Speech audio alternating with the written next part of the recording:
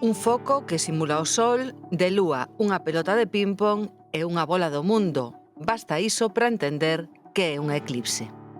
Efectivamente, a Terra se está movendo en torno ao Sol, a Lúa en torno á Terra, e chega un momento que, efectivamente, aquí estaríamos nós, Galicia, verdad?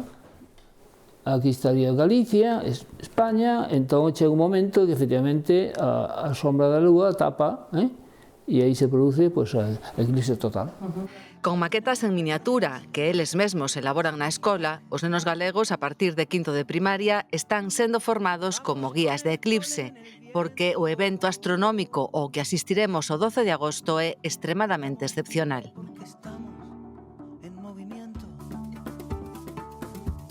Haberá outra no 2027 que pasará por Cádiz e a parte de abaixo, e non volverá a haber outra en territorio europeo en todo o século XXI. A próxima que cae en España é en 2180. Claro, o espectáculo vai a ser tremendo, esta imaxe verédela pois, en moitos sitios. Buscando briznas de sol y así surge un resplandor. Hoxe a ciencia permite predecir con exactitude as eclipses, coa traxectoria, o espazo exacto e a duración en cada punto do territorio.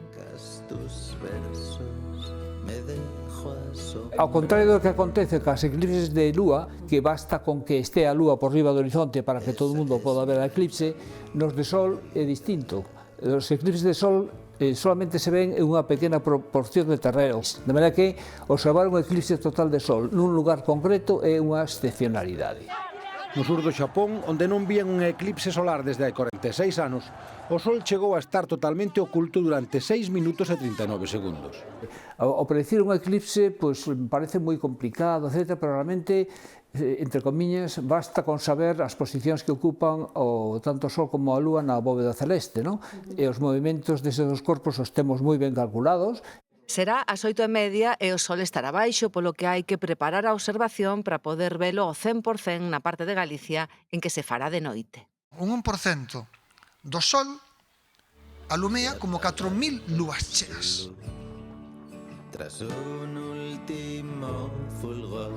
E que a diferenza entre un 99% e un 100% é a diferenza que hai entre o día e a noite, literalmente. En cada hora fantasmal.